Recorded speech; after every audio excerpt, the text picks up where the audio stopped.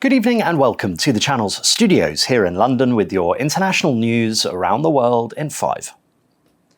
A Russian military transport plane has crashed in the southern Belgorod region, bordering Ukraine, with officials saying everyone on board had died.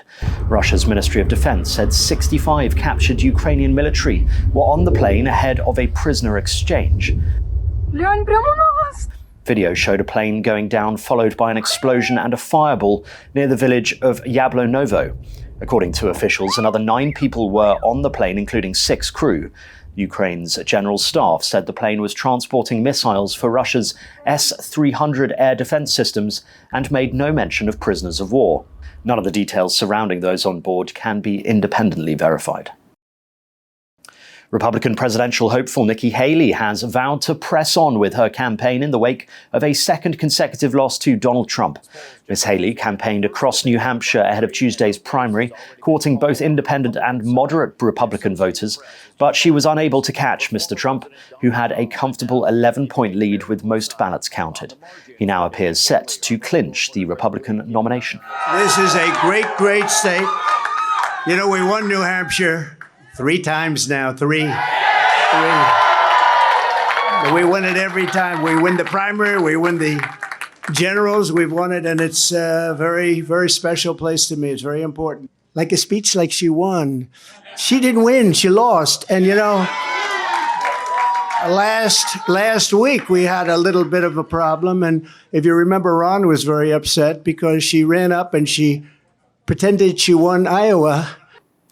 The Israeli military says its ground forces have encircled Khan Yunis, the southern Gaza Strip's largest city.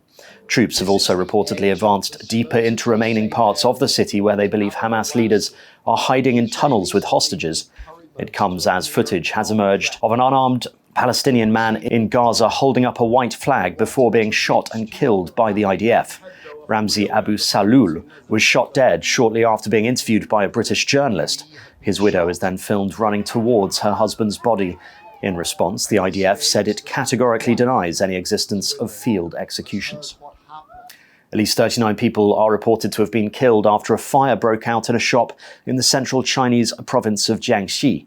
According to media reports, the fire started on Wednesday afternoon local time in the basement of a building in the city of Xinyu. Dozens of emergency service workers have been sent to the scene and rescue efforts are underway. A number of other people are said to have been injured. Meanwhile, 6 people have died, including 3 firefighters, after a truck carrying 60 tons of liquefied natural gas crashed and exploded in the Mongolian capital. Hundreds of firefighters had been sent to battle the blaze following the collision with a car in Ulaanbaatar on Wednesday morning. At least 11 people were injured, with the fire spreading to nearby buildings.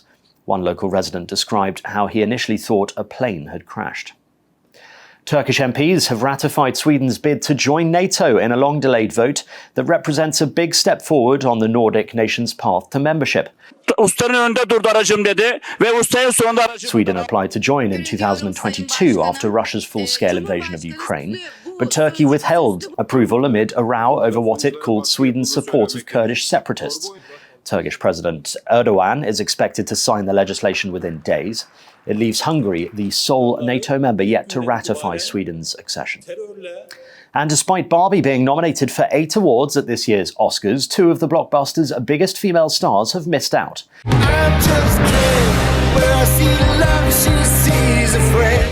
Greta Gerwig missed out on Best Director, while Margot Robbie was shut out of Best Actress.